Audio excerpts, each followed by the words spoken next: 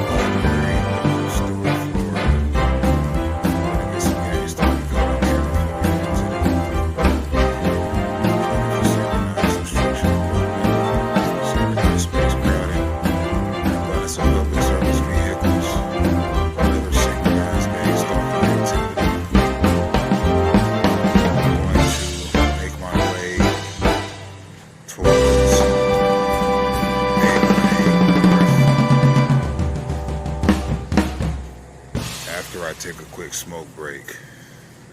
Let's go.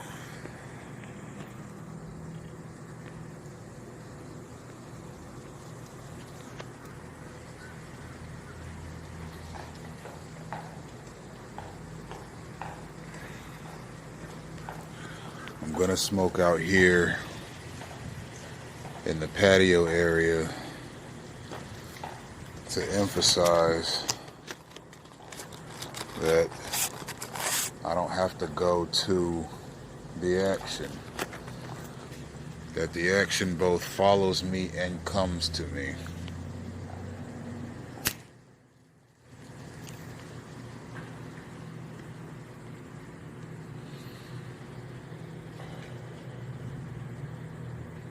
Furthermore, yesterday I walked from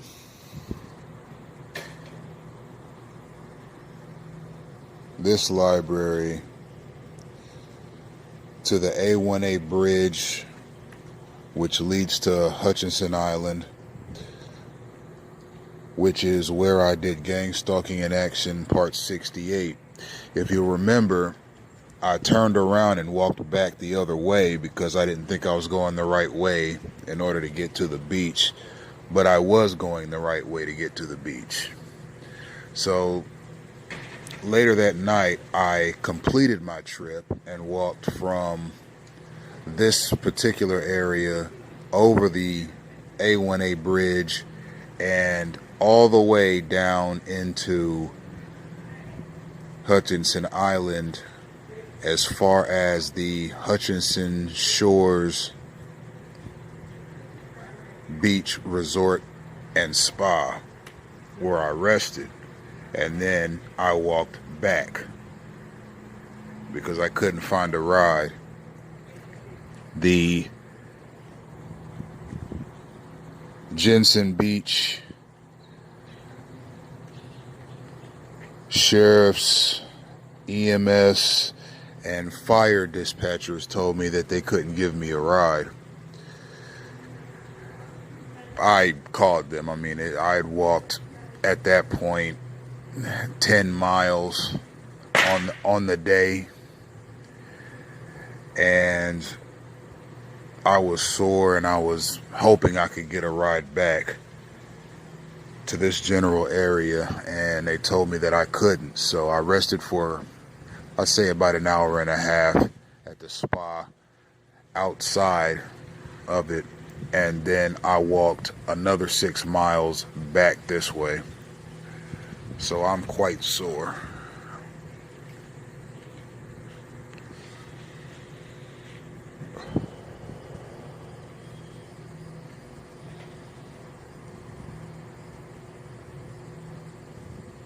I walked a total of 16 miles yesterday.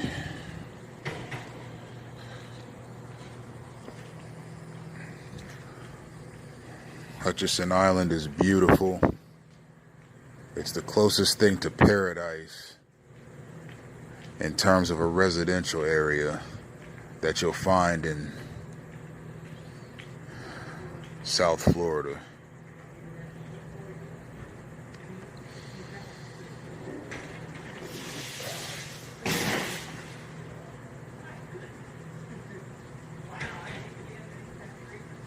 But there are no rest areas and no bus stops, nor are there any trolleys or shuttles. So if you're not driving through Hutchinson Island in a vehicle or riding a bike, it's going to be a long walk.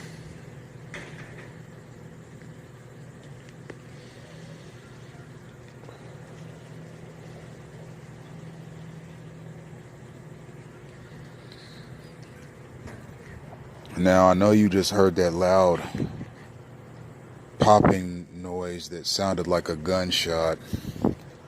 I heard those all last night as I was walking through Hutchinson Island. Now, mind you, it is a very upscale location and so forth, but they have some pretty unique deterrents against late night pedestrians and people just hanging out in that area, and that appears to be one of them. There's also a lot of dead animals laying around, which is obviously a warning to people not to mess around down there. But that quote-unquote gunshot that you just heard is street theater. It is theatrical happenings that occur around a targeted individual to capture their attention. Much of gang stalking is psychological, and the program is meant to continually occupy the mind of the targeted individual, regardless of where he is.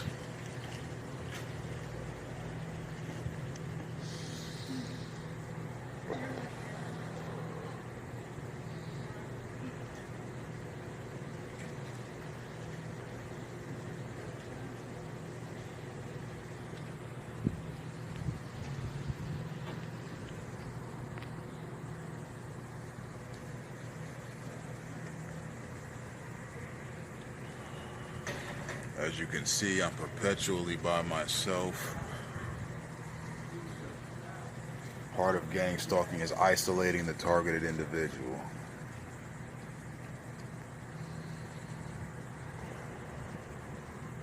It's a control mechanism, above all else.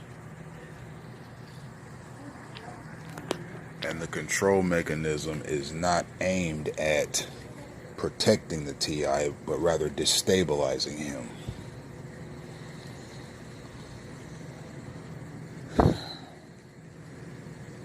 It can be quite easily described as a series of, quote, coincidences that are not coincidences, but derivations.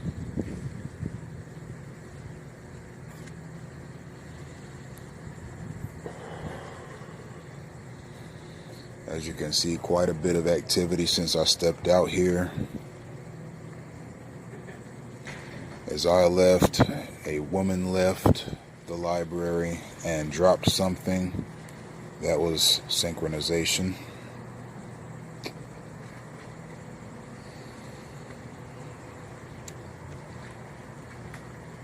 The very moment a TI does something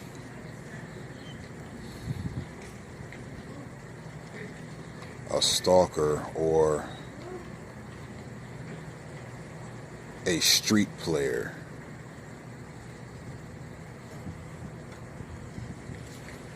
does something as well at the same time. Okay, I'm going to go ahead and step on out. I'm going to walk at a bit of a slower pace than I did, or than I usually do.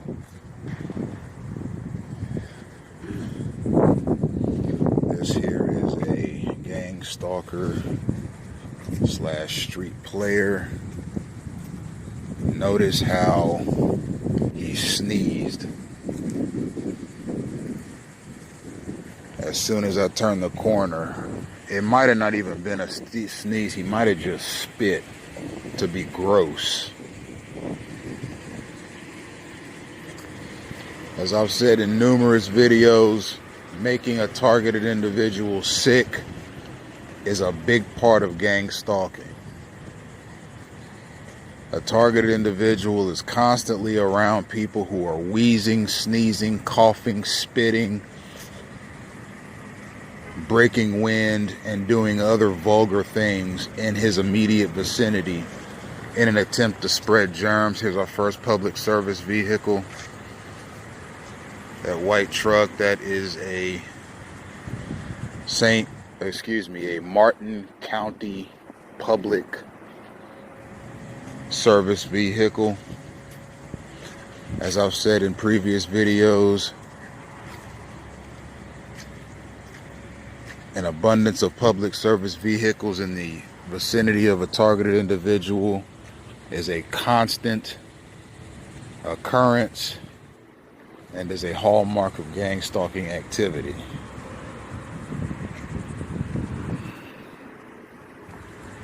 And mind you, all of the videos that I've uploaded to Twitter in the Gang-stalking in Action live video series are 18 to 30 minutes long. And in that short period of time, at the start of each video, I accurately describe what I'm going to witness and experience during that time span. So I hope that serves as a testament to not only my status as a targeted individual, but to the reality of gang stalking and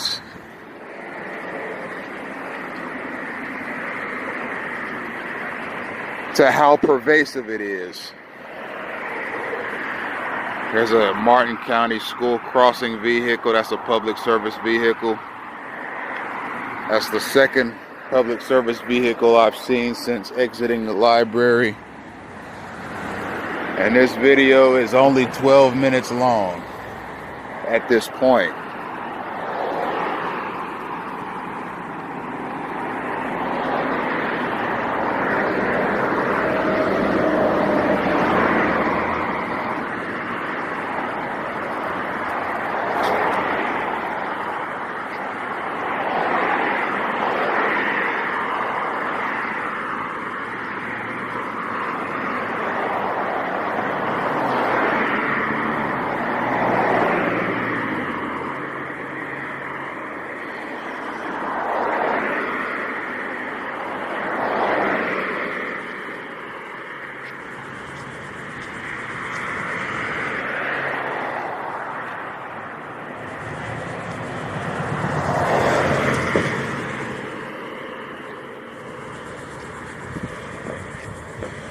I want to talk some about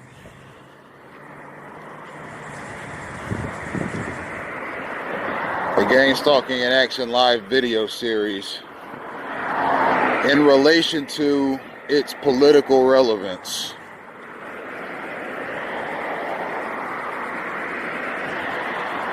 For one, it's a potent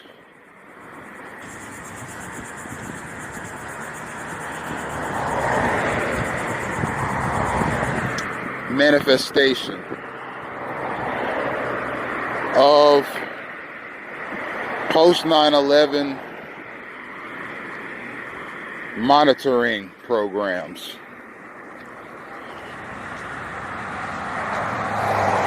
Two, I know there are United States politicians that are aware of my videos and what I do.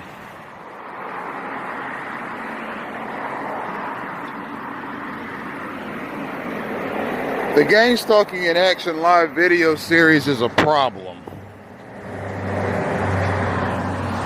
No one wants to confront the fact that programs like this exist in the United States.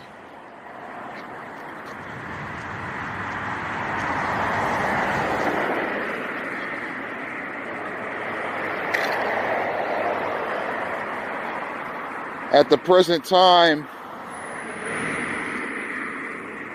the United States Congress is stuffed with politicians that are basically photo opportunity loving, synchronized space crowding right here. As soon as I get to a walkway or a driveway or anything that resembles a crosswalk, a car immediately swerves in front of me. That is an obstructive gang stalking mechanism, and one that I have documented at length in my videos. So back to United States politicians. I don't sense that they're very dutiful. They appear to enjoy their plastic surgery, their $600 haircuts, their $2,500 outfits, their expensive jewelry, their long limousines, their private jets, their big mansions, their book deals, their cable news appearances, their speeches in front of large groups of people, donations to their campaign, which are obviously important,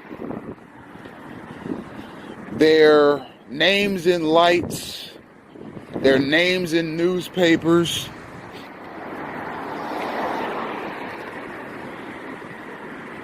their Wikipedia pages, their millions of social media followers,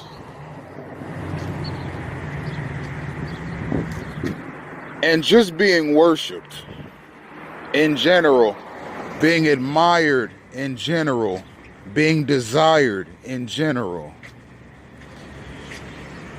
That is what U.S. politicians get in the business for.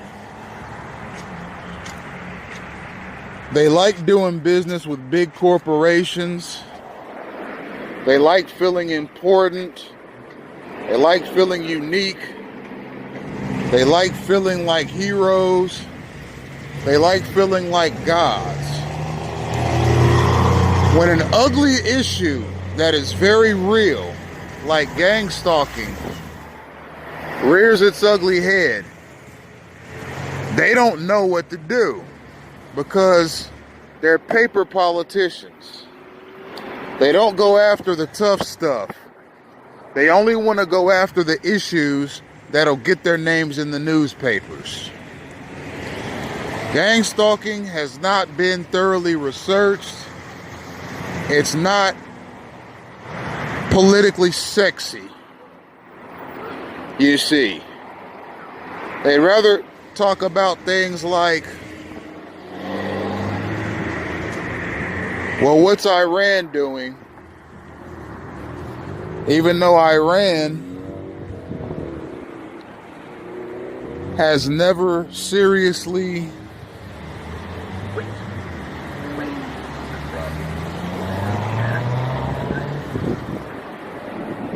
provoked an attack that is an act of war against the United States. It's what's going on in those detention centers at the border. Do the illegal immigrants that came to this country who have been detained have everything they need in terms of their comfort? What's the climate change situation like these days?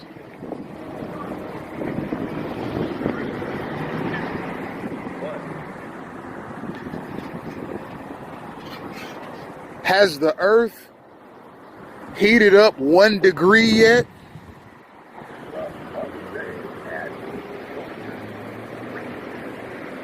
What about Donald Trump Are we sure we can't find more reasons to accuse him of Russian collusion for the 2016 election?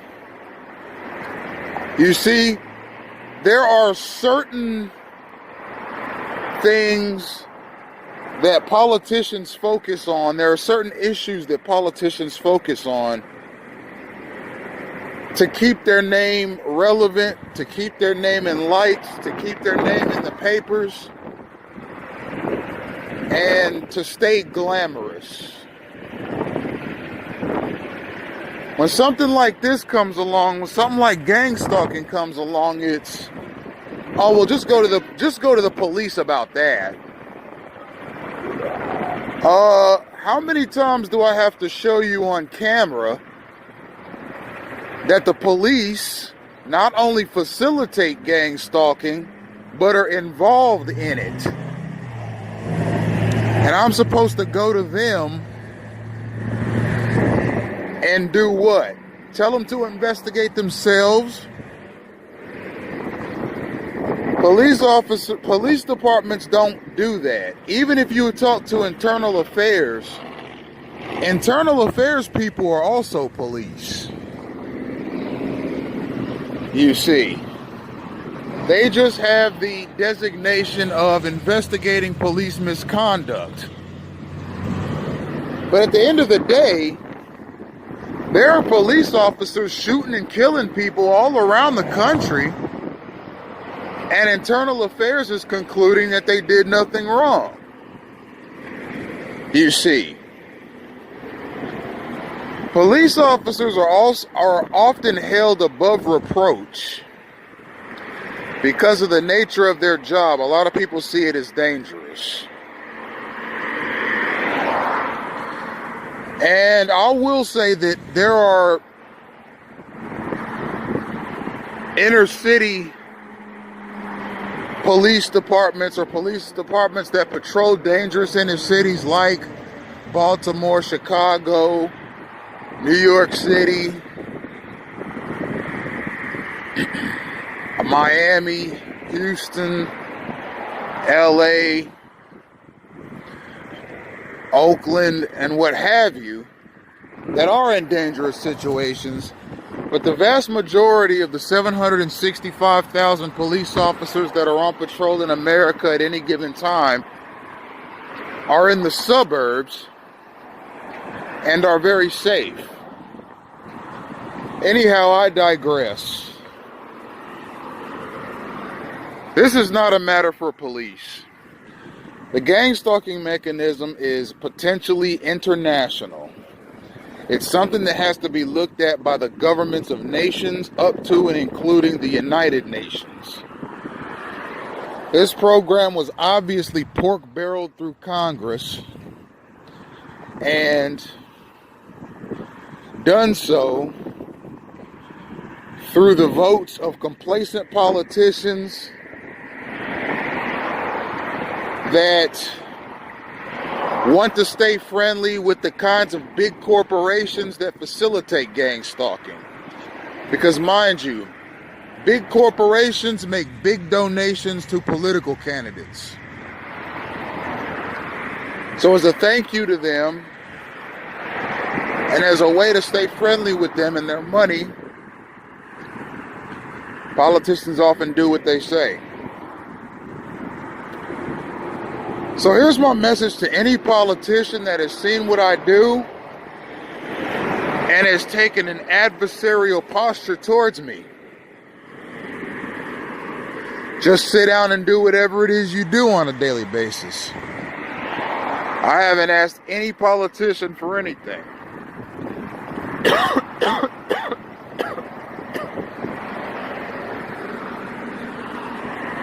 I've brought the gang stalking reality to the attention of one police department,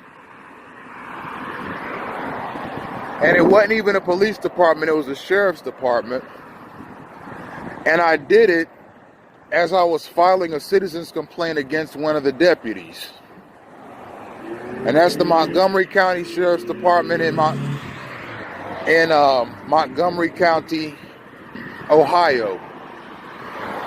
And that was 2.5 years ago. So I don't expect U.S. politicians and U.S. law enforcement to see what I do. So our next public service vehicle, that white van there that just passed me. As I've said, it's a hallmark of gang stalking, and these people are not ready to approach gang stalking seriously.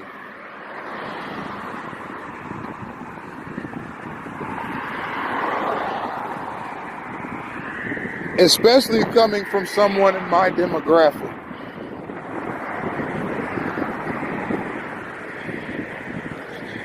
Now, having said that, I'm going to say the same thing to anybody in the Department of Justice or any related agencies that have seen my videos and are not ready to do anything or are adversarial towards my project. Sit down and do whatever it is that you do. I haven't asked you for anything either. If you don't like what I do, you have the same rights under the Constitution of the United States that I have. You don't have to pay attention to what I'm doing.